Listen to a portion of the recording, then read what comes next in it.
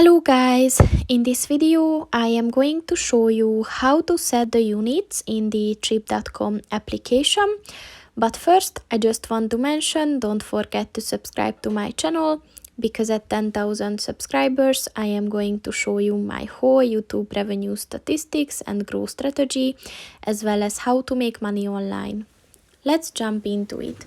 First of all, open the application on your phone.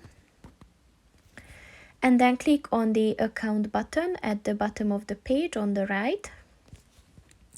And then click on the settings button at the top of the page on the right.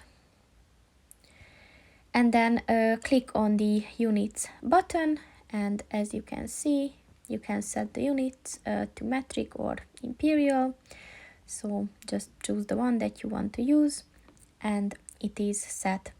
So that's pretty much it for this video, guys. See you in the next one. Goodbye.